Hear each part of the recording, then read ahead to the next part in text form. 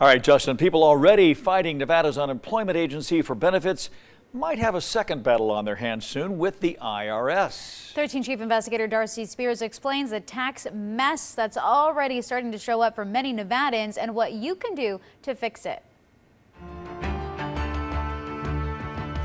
Instant gratification. You now have a model. It's done. Elliot Epstein is one of the lucky ones. He doesn't need government money. That is correct. His business has taken off. Everything's there, emergency exits, the lights on the roof. Getting bigger and better as the pandemic drags on. With people stuck at home, there's been a lot of resurrection and people buying puzzles, paint by numbers, and we're in the model airplane business. And these days, more collectors are into tiny tin, so Epstein knew something was fishy when he received this letter from Dieter. And the letter was addressed to me as the business owner for the employee who was me, the same person. Another came to his home saying he was eligible for $483 a week in unemployment benefits he never applied for. It was just kind of shocking when I was reading this, saying, what is going on here? He tried to call Dieter to stop them from sending any payments. I could not get through to Dieter. No matter what I did, they bounced me around. There was no provision for my problem. He hasn't received a payment, but worries Dieter thinks he did. That leads to the next concern. Dieter sent out all its 1099 tax forms to the IRS at the end of January. And it's going to be my headache to unravel with the federal government, which I think is going to be a massive problem. It's just going to be a mess for everybody. Certified public accountant Kelly Tate. That this is a 1099 that one of my taxpayers got for $10,125 from the state of Pennsylvania.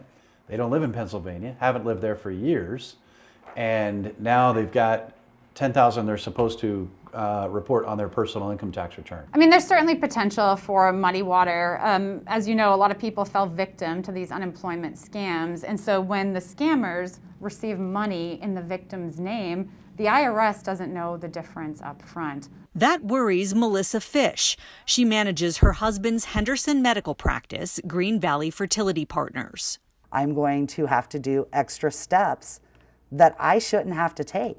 She's still trying to unravel something that began in the summer when a fraudulent claim was filed in her husband, Dr. Jeffrey Fish's name. We contacted them on July 15th, the day we received the notice, and told them this is a fraud claim. At no point was he unemployed. No payment should be issued. At that point, the person we spoke with in the fraud unit informed us that they had paid the claim. They sent a check, or actually a debit card, for more than $7,900 to an address in Indiana. So there's a question of whether the state is doing its due diligence to make sure a claim is legit before paying it. And if not, are you a part of the problem? Right. So in the beginning of the pandemic, there was a great deal of pressure to get payments out to folks. Dieter Director Elisa Cafferata says the traditional waiting week for employers to respond was waived for a while, but Dr. Fish's situation in July was 4 months into the pandemic. We were waiving the wait week, as we call it, still then. So a payment might have gone out, they reported the fraud, and then the payments were stopped. So that is the due diligence. The fraudulent nearly $8,000 payment in Jeffrey Fish's name with his social security number is logged in his employer account with Dieter. Melissa now worries they'll be on the hook to pay taxes on money they never got. What I will have is a tax return that gets flagged by the IRS. The IRS is aware of the magnitude of this issue across the country.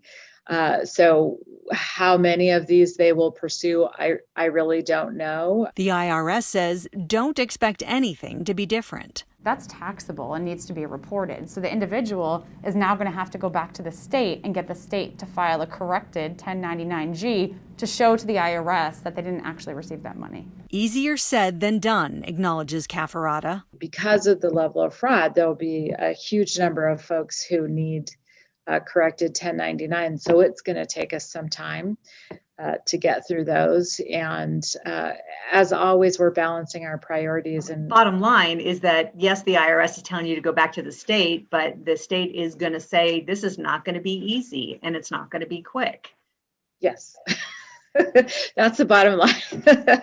Dieter and the IRS say on your tax return, you should report what you actually got, a red flag for our CPA. These are going to be a real problem for a lot of people because if you don't report this, you're going to get a notice from the IRS because they're going to match it up, and it's not going to match. Taxpayers who request a corrected 1099 from Dieter are in for another delay.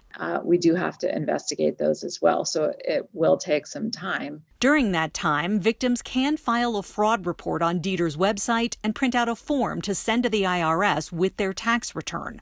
On the federal side, So victims should request an identity theft protection PIN from the IRS, and it can be accessed through the irs.gov website. And that's going to be their first step in showing the IRS that they were victims. Dieter says it may be a year before the IRS contacts taxpayers to deal with discrepancies. The other part too is that if the IRS gets a return and things don't match, they will sometimes hold a refund. And it doesn't end there. Dieter acknowledges it has sent inaccurate tax information to the IRS for legitimate UI and PUA claimants. Yes, we're aware that in certain situations, because these claims are so complicated and sometimes payments were stopped and then restarted, that the 1099 might not reflect the accurate amount. She says there are also likely to be issues for people whose payments were adjusted after they started getting paid. Inaccurate 1099 amount.